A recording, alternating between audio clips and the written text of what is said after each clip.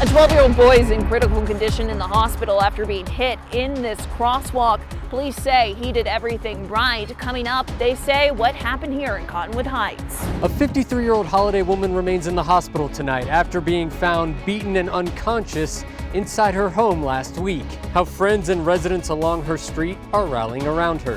These flags represent the more than 4,000 domestic violence cases filed in the last year in Salt Lake County. Tonight, how the district attorney is trying to bring that number down. You got a family, you got a house with a big backyard, you think time for a pool. What happens if the contractor starts the job and then doesn't finish it? We'll tell you about at least a half dozen Utah families in that circumstance. A weak cool front moves by, then warmer by the weekend. I'll have all the details. Large spiders moving into some Utah neighborhoods, and we're not talking about Halloween decorations, where tarantulas are on the move.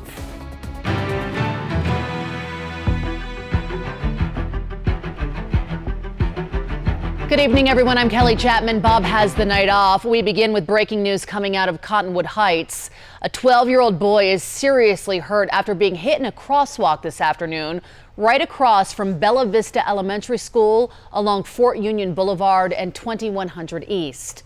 Fox 13 News reporter Emily Tenser is live at the scene tonight. Emily. Kelly, Cottonwood Heights police tell me that this boy did everything right. It was daylight just after 5 o'clock where he grabbed one of these crossing flags and entered the crosswalk heading north on Fort Union Boulevard toward Bella Vista Elementary. Sergeant Gary Young says that one of the eastbound cars, one in one of the two of the eastbound lanes, stopped, but a car in the second eastbound lane did not. That driver hit the 12-year-old boy and medics rushed him to the hospital where he is in critical but stable condition. The woman who hit the boy is currently being processed for suspected impairment. A woman who works at Brighton Dental, a corner business here that overlooks this crosswalk, tells me she's called the city engineer multiple times and has written the mayor and city council about how dangerous this crosswalk is for kids.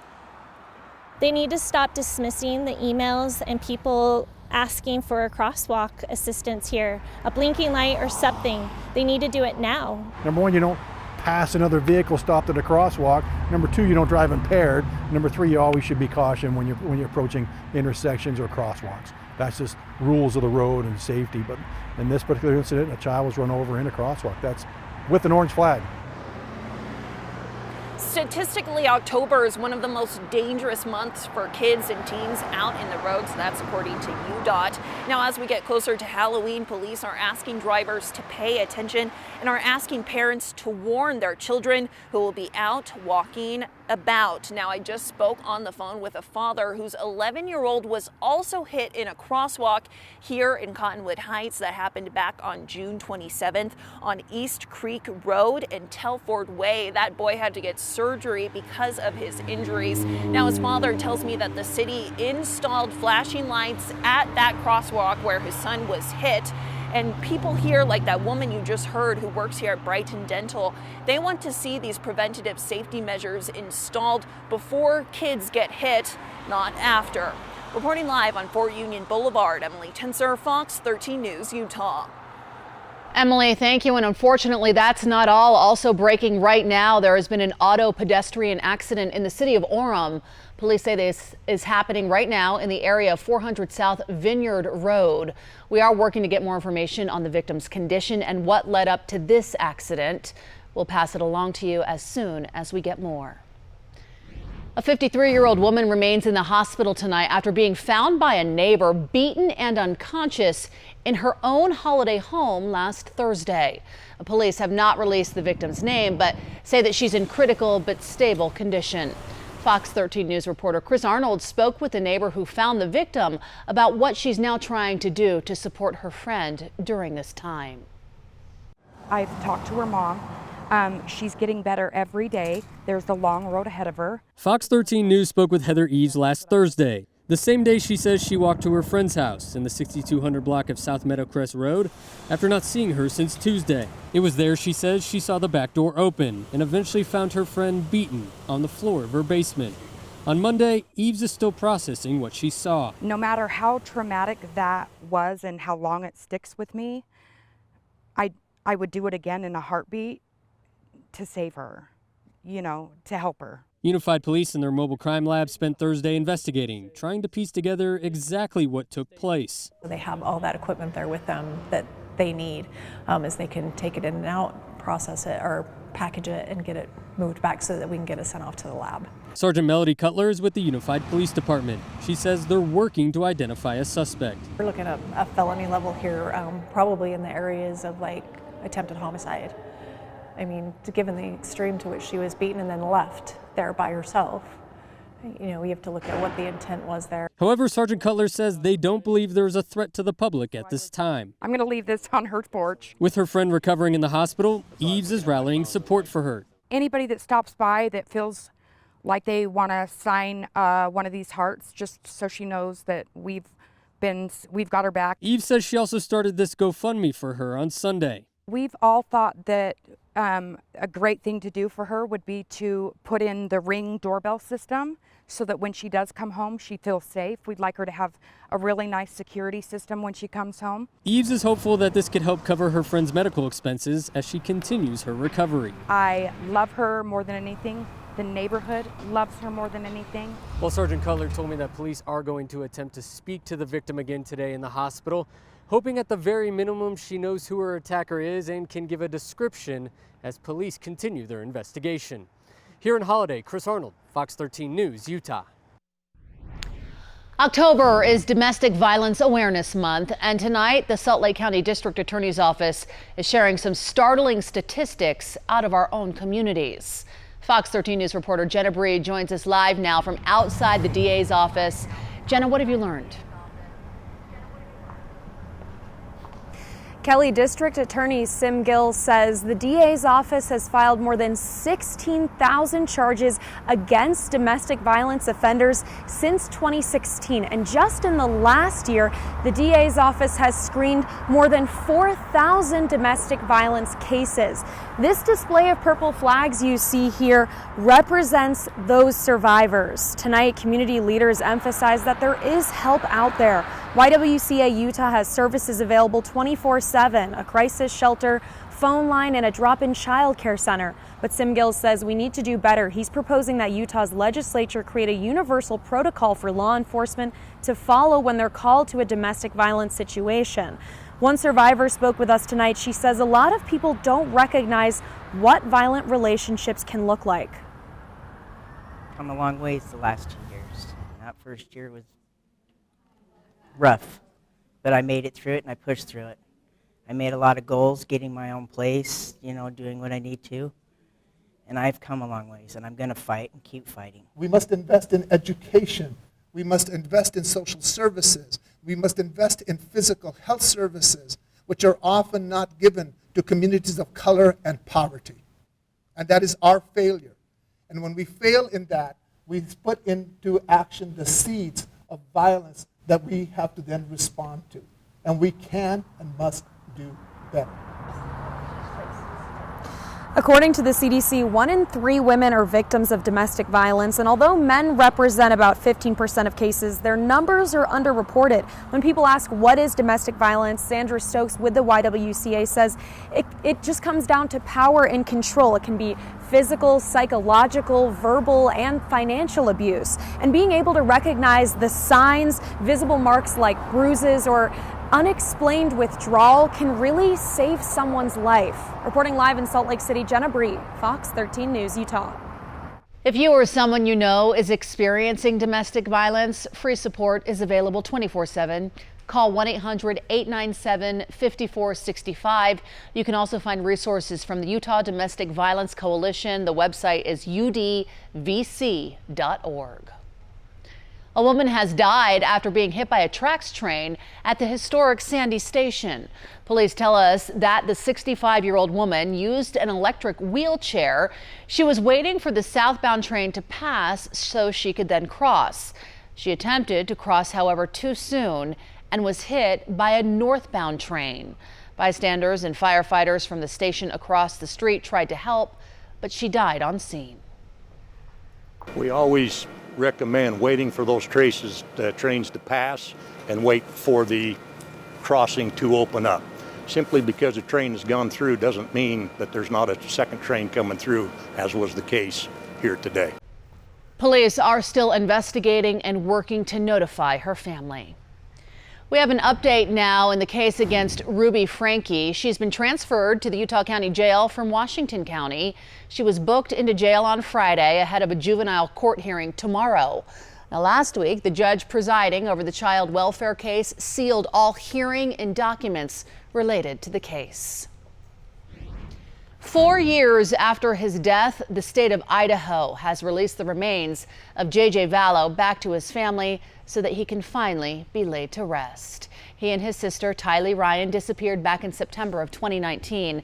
Their mother, Lori Vallow Daybell, was convicted for their murder earlier this year. Their bodies were found in Lori's husband, Chad Daybell's backyard in June of 2020 in Idaho. His murder trial takes place next year in April. All right, another gorgeous day, and we know one man in particular who likes to give good news, Mr. Pope, so we had to bring you in. Thank you. I'm glad to be here. It's so fun. Nice to be with you all tonight. Beautiful view here from Strawberry Reservoir. And after what was a great summer, yes, it got hot in the middle. We had nice precipitation on both sides. Strawberry Reservoir is pretty full going into the winter season, and look at the trees. We're starting to lose the leaves, but thanks to Chris Williams, a good friend who sent that in. Well, we do have a weak cold front coming in. It's moving through Boise and into Reno. It has a little precipitation with it. By the time it reaches us, it's not going to have much left over. It will bring slightly cooler temperatures beginning tomorrow and again on Wednesday. Highs today, though, not too bad. 77 at Salt Lake. Now, there's an inversion in Provo in Utah County. It was 71 at the airport, but 82 at the official weather station up there at the Eyring Center. Now, tomorrow's high temperature, tonight's low temperature, and tomorrow going to be in the low 50s to mid 40s tonight, and high temperatures tomorrow will be in the 70s. I'll have a little bit more on this and much, much more. There's a storm on the way. Let you know when coming up. So they all on schedule? They're pretty close, somewhere behind. He told us his pools were pretty up to date on their inspections. He told us he'd never been served a default order from a Utah court, but we were able to find records showing that was not correct. We'll tell you what else we found in this contractor's background. Social media and required age verification. We'll break down the newly released rules from the state. And this is no Halloween trick. Real tarantulas are crawling around some Utah neighborhoods. We'll show you what's happening and why. It's week 8 of the college football season. Utah with a big matchup at USC, and can BYU bounce back against Texas Tech?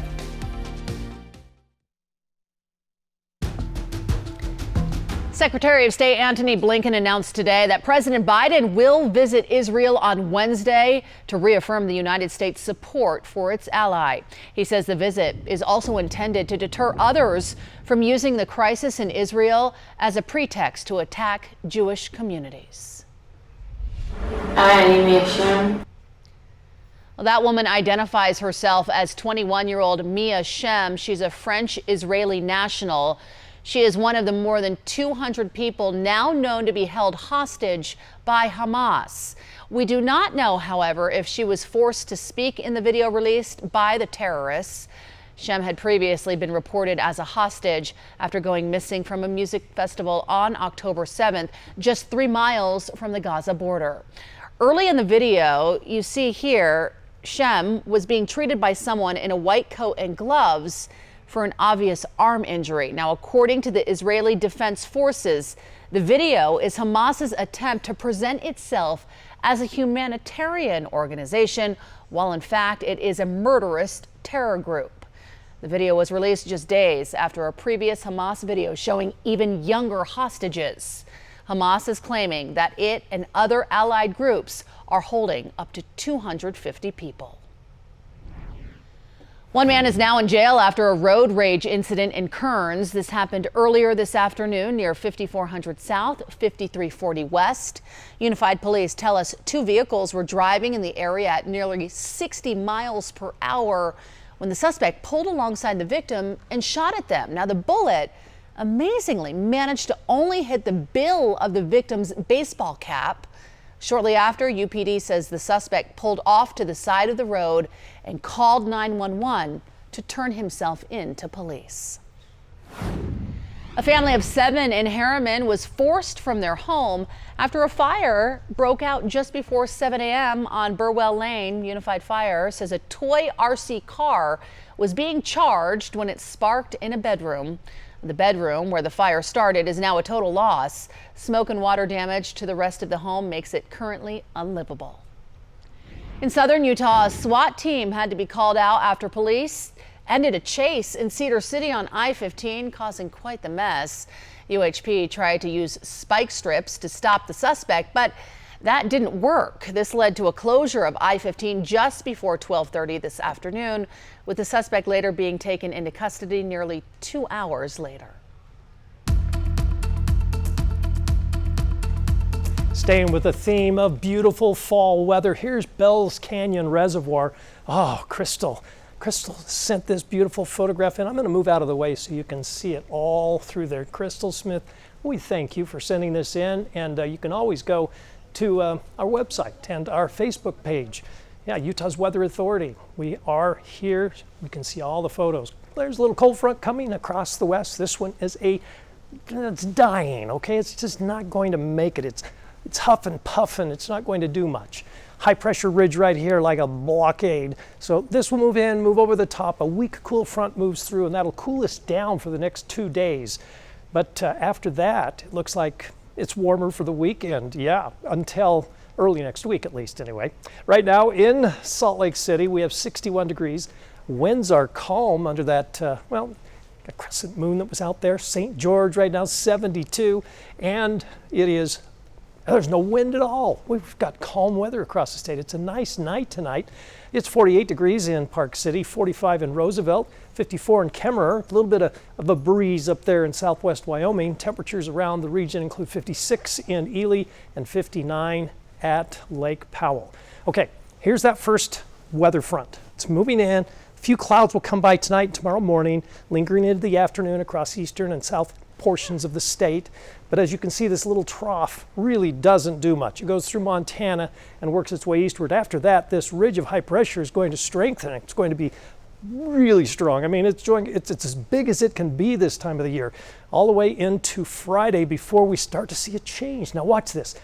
The ridge of high pressure begins to break down a little bit, and then as we move into Sunday, here it comes. This little storm system has more punch to it. Oh yeah, could bring some cool enough air for snow in the mountains. On Monday, we'll see some rain in the valleys. We can use the rain, all the rain we can get in October, keep the soil moisture high before the winter snows come, and then in the spring they'll run right off into the lakes, and hopefully we'll have a good winter, of course, but that'll keep the lakes full. After that, we've got another storm coming to the west coast. We'll have to keep an eye on that for possible storminess later next week.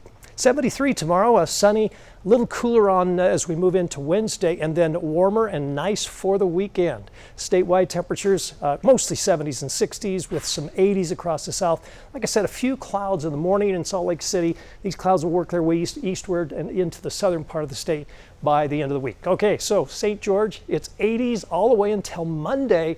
There'll be some showers late in the day coming in, and for Salt Lake City, along with Ogden and Provo and all of the Wasatch Front, northern Utah, that cool down on Wednesday to 68, which by the way is still 3 degrees above average, 76 on Friday, and Monday we'll see some rain and mountain snow. Hope you enjoy that forecast. Wow, talking snow again. Dan, thanks so much.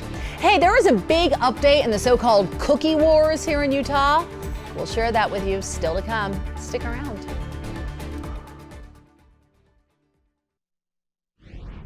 Salt Lake City police have arrested 2 15-year-olds in connection to a homicide case. 23-year-old Rory Swim was shot and killed last Friday near 600 East and 200 South. Both teens have now been charged with murder. They're being held at the Salt Lake County Juvenile Detention Center. Detectives have identified a third person who may be involved, but say that person is not facing any charges as of right now. Well, the Utah Court of Appeals has reversed part of a man's conviction because a police officer did not turn on his body cam. It centers around a Roosevelt man's conviction on failure to stop in a drunk driving case. The court reversed part of the case because the man's lawyer did not challenge the police officer's failure to turn on his body camera during the arrest. The case was sent back to a lower court for a new trial.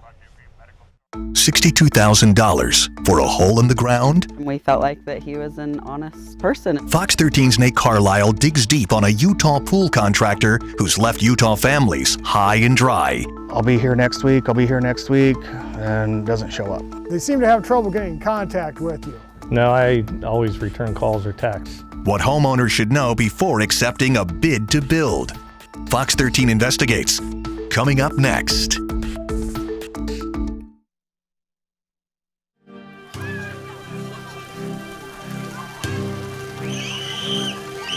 We decided we wanted a pool. And we have target dates that we shoot for on pools, and there's a lot of things that affect that. Because our kids are asking, well, why don't we have a pool? And they're young, they don't understand. And I've got a large number of customers that are extremely happy. I've got a few that are not. Does this look like $62,000 well spent? At least a half dozen Utah homes where there's supposed to be swimming pools, one contractor has left holes like this. The owners say he isn't finishing the projects. When we talked to the contractor, he blamed factors beyond his control. But he also told us some things we have documented as being not true. I'm Fox 13 investigative reporter Nate Carlisle. As for the name of the contractor, listen to what he told us. Kids are only young one time, and we wanted to make it a fun backyard for them. Meet Shane and Mandy Bertinoli in Far West. An acquaintance referred them to Rob Riley, Triton Pool and Spa. He came to our home and we met with him several times and we really liked him. We felt like that he was an honest person. Signed a contract in April of 22, $80,000 for completely finished pool. Records provided by the family show they've paid Riley $62,000 so far. It's still going to be about $30,000 to $45,000 more to finish. A year after construction started, this is all the Bertinolis have, a hole with some electrical cables, plaster, and concrete around the edges. Many pool contractors advertise first swims in 8 to 12 weeks. Stuff was getting done, and then we'd stop for 2-3 weeks. I'll be here next week, and doesn't show up. The Bertinolis are wanting money back. They aren't the only Utah families complaining. We initially wanted a bench going across with a set of stairs coming here, and what we got. 2 pending lawsuits, a complaint filed with the state against Riley and Triton Pools accuses them of not finishing jobs they were paid and constructed for. Triton also does business as Coliseo. In one suit, the judge issued this default order against Riley's company. The court must still determine damages. No, there's no default judgments. You've never gotten a default judgment in Utah courts? Not that we have been notified of or anything. Court records show Riley was served the lawsuit and, when his company didn't file an appropriate response, a notice it would be found in default. People change everything, but usually... Then there's this home in Layton where we met Riley. The dirt hole is sat so long, grass and weeds have grown where the pool floor is supposed to sit. But it's not just the work that hasn't been done. Are all your pools getting inspected by the necessary municipalities? Yeah, I believe on this one we missed one on the decking inspection. He's missed more than that at other sites. Riley's one citation from the Utah Division of Professional Licensing fined his company $800 for failing to obtain inspections on a pool he was constructing in Harriman. The building inspectors in both Layton and Far West told Fox 13 via email that Riley has not gotten the necessary inspections in those cities either. That leaves the possibility of a construction error and that projects will have to be dug up and effectively start over if it's determined the work was not up to code. In 6 projects described in lawsuits, citations, or interviews Fox 13 conducted with homeowners, Riley is accused of digging a hole, installing some utilities, plaster, or concrete, and then not returning for weeks or months, if ever. They seem to have trouble getting in contact with you. No, I always return calls or texts. The homeowners are left with holes they can't use, and when they ask for bids from new pool contractors who could finish the jobs, they receive estimates for tens of thousands of more dollars than what they budgeted with Riley. And the projects you have, the 5 or 6, are they all on schedule? They're pretty close, some are behind. How behind are we talking? Just a couple of weeks. Riley contends delays are a result of the snowy winter, supply chain and labor shortages, and also because customers want to make changes mid-project. No one showed me any such documentation that they've agreed to substantial changes that are going to impact the timeline. I mean, where is that? You're saying there's documentation on this. Where is it? Yeah, I'd be happy to provide that for you. He has not provided any documentation of customers asking for substantial changes. The Bertinolis are not one of the families suing Riley. Riley, though, says there's been another problem with them. And then, unfortunately, the homeowner assaulted me and punched me. Riley filed a report with the Weber County Sheriff's Office, claiming on August 28th that Shane Bertinoli punched him. But the Sheriff's Office did not substantiate the claim, and Shane Bertinoli denies he assaulted anyone. He has not been charged or cited. When I get his attention, I'm like, hey, oh. I'm like, what? Riley has not been charged with any crimes in Utah either, though the Bertinolis and other homeowners interviewed by Fox 13 have said the same regulator that cited Riley earlier has interviewed them too. The Sheriff's Department, they said we can't guarantee your safety if you're there working, and we can't come and supervise. It would be best if you guys just parted ways, and that's what we did. In text messages, the day after that punch was supposed to have been thrown, Riley agreed to refund $12,000 to the Bertinolis, but the couple says he only repaid them $8,000. Is it Rob R. Riley, Rob P. Riley? Rob Riley. Rob R. Riley is the name on his contractor's license, but minutes later... You said you're Robert R. Riley? Robert P. Robert P. Riley. Yeah. That's right. Now he's giving us a different middle initial. Did you ever get cited or charged criminally in Nevada? No. No? You were never charged with being an unlicensed contractor? Nope. Licensed in Nevada 100%. But Nevada court records show Robert P. Riley, that's the second name he gave us, was criminally charged in the middle of the 2000s with counts of submitting bids without a contractor's license and writing checks without sufficient funds. All charges were eventually dropped. Dockets indicate Riley missed court appearances and, after years had gone by, prosecutors decided to dismiss the cases when they got old. Other identifiers corroborate this Robert Riley is the same man once charged in Nevada. But you're planning to finish all these pools that you... Oh, 100%, yeah. Tell me again how much more work you think you have on this one? We're about 90% done. So how many weeks work do you think this is? We'd be done within 2. 2 weeks later, this is what the pool in Layton looked like.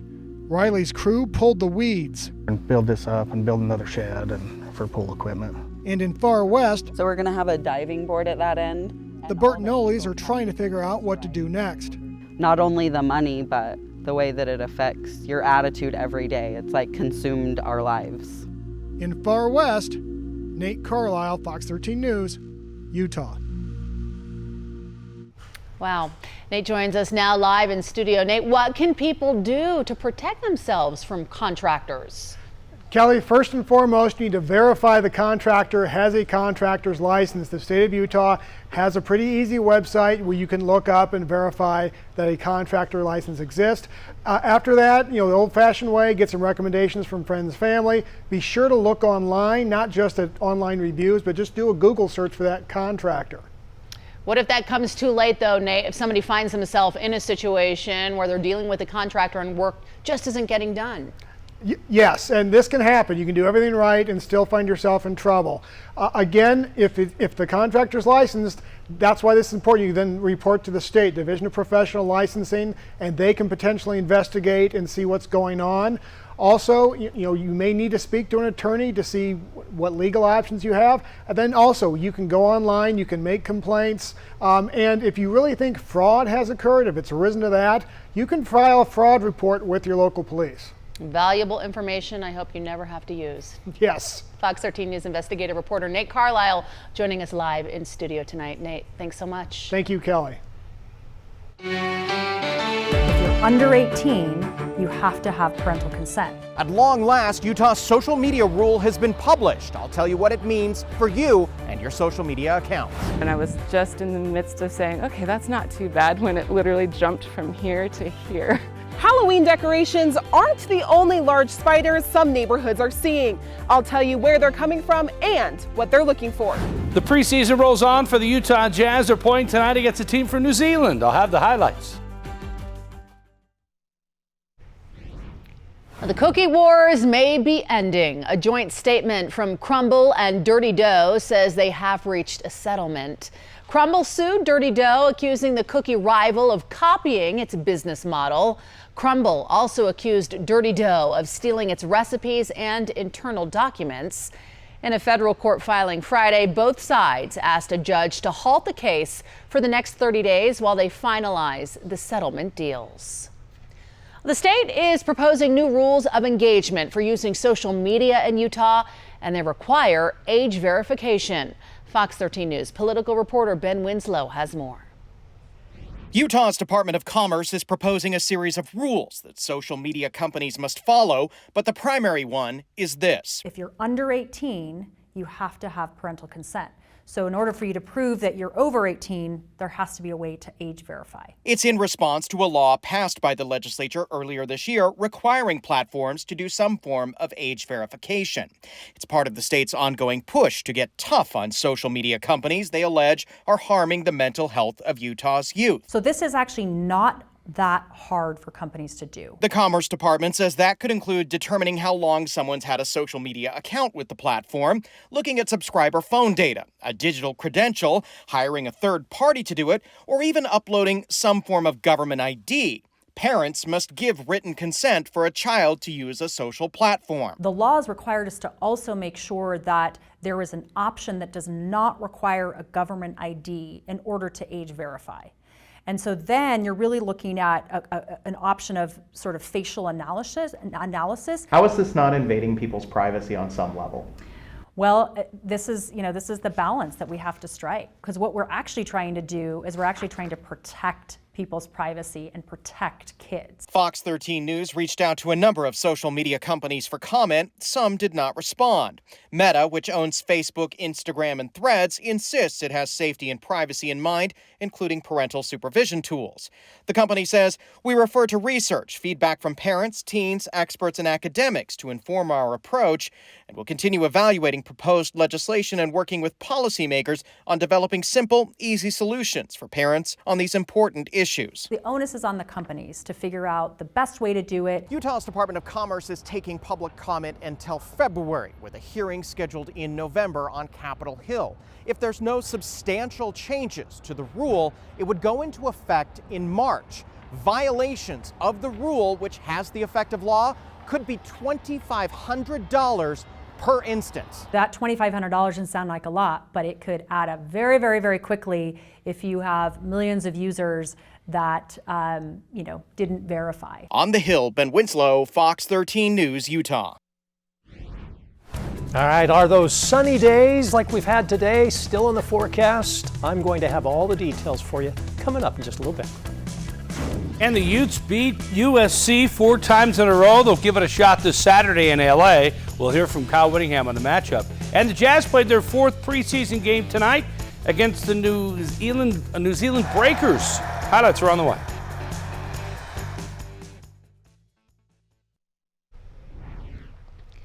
Welcome back, everyone. Ooh, Halloween decorations are not the only creepy things you'll see in some Utah neighborhoods. During the fall, male tarantulas, they leave their burrows to find a female mate, sometimes wandering into neighborhoods in their quest for love. Fox 13 News reporter Darian DeBrule shows us how local neighborhoods are now reacting to the increase in tarantula sightings. We have a lot of rattlesnakes and gopher snakes and yellow belly racers and then, to my surprise, tarantulas. It's that time of year when Lake Point's resident tarantula relocators, Lillian Erickson and her daughter Lois, are getting more calls from neighbors. In August, we start getting 3 or 4 calls a week for tarantulas. They'll just text my mom if they have her personal number, or message her on Facebook, or they'll just make a post on Facebook and tag her in it. At just 14 years old, Lois has become enamored with the 8-legged creatures, learning everything about them to help out scared neighbors and keep the spiders safe. We go over there, we see where it is, and then for me, I get my gloves on and then I just carefully sort of sweep it onto my hand and then I'll hold it for a minute if I want to, or if he seems like he might be more stressed or agitated, then I might just put him in the bin to try to stop from causing him further stress. We relocated one the other day and she's like, just pick it up, Mom. So I picked it up in my hand and I was just in the midst of saying, okay, that's not too bad, when it literally jumped from here to here. It said a lot of words that I can't see on camera. Tarantulas aren't only being spotted in Tooele, they're also hanging out in some St. George neighborhoods. We're kind of in the latter end of the tarantula mating season. As we build more and more into their natural habitat, into their homes, we just kind of see them when they do choose to come out. Dylan Thomas, like Lois, is not one to leave the spiders at risk. When he sees them in the road, he picks them up and takes them to a safer route. One of my favorite things about October and Halloween is seeing the tarantulas crossing the roads. If you're anything like me or Lily, if you see a tarantula, you might want to scream and then run away. But Lois and Dylan tell me they're actually docile creatures. They're extremely docile, gentle animals, and they serve a tremendously good role in the ecosystem as both predators and prey. It's natural to be afraid of things that are unfamiliar to you, and especially when so much of like different movies, TV shows, whatever, sort of make them seem evil. They aren't demons, they aren't trying to come for you all the time, they're just there. In Tooele, Darian DeBrule, Fox 13 News, Utah. As a boy growing up in southern Davis County, I found tarantulas and I picked them up. They were fine. They're like she said, very docile. Loved them. Beautiful view here of Bell Canyon, the reservoir, Bell's Canyon Reservoir here. Oh, thanks so much for sending this in, Crystal. Oh, such a gorgeous view of our fall colors. There's a weak cool front to our west. It's going to move as a partly cloudy cold front. A little northwest wind will pick up, especially in southwest Wyoming and the Uinta Basin. We'll get that northwest gust in the afternoon once that cold front goes by. But primarily a few clouds, no precipitation expected with this, and some slightly cooler temperatures as we head into Wednesday. It's outside a 61-degree mild night tonight in the capital city. And for St. George, we're 72. No winds to speak of. In southwest Wyoming, we're mostly in the 50s. We have some 40s in the Uinta Basin, some 50s and 60s with 40s in Tooele. Quite a variable night, even low 70s in southern Utah. Here's the front as it comes in. It will bring that partly cloudy sky tonight and tomorrow.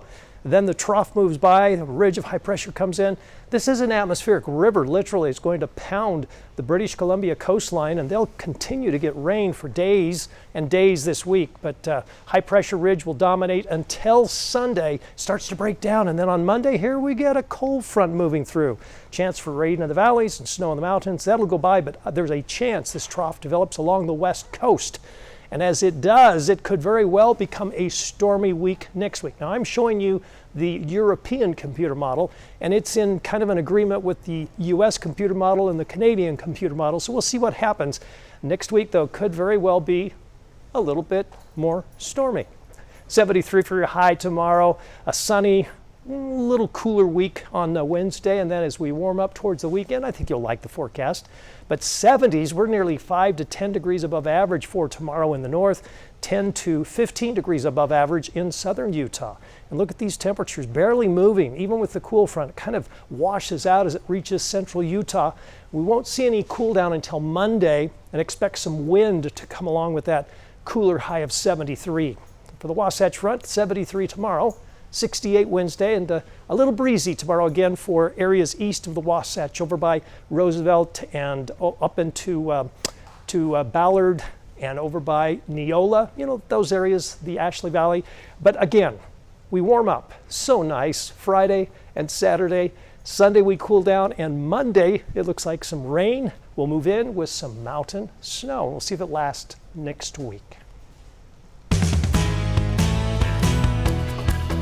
It's a big week for the Utah football team. The 14th ranked Utes will play 18th ranked USC, 6 o'clock on Saturday night at the LA Coliseum. And you can watch that game right here on Fox 13.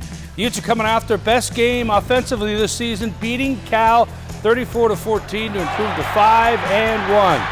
They'll have to have another good performance against USC, led by Heisman Trophy winner Caleb Williams. The Trojans have the second best scoring offense in the country at 47 points per game. The Utes have won the last 3 games, though, against USC, including their first ever win over the Trojans in the Coliseum in 2021, snapping an 8-game losing streak in LA. USC coming up at the Coliseum, tough place to play.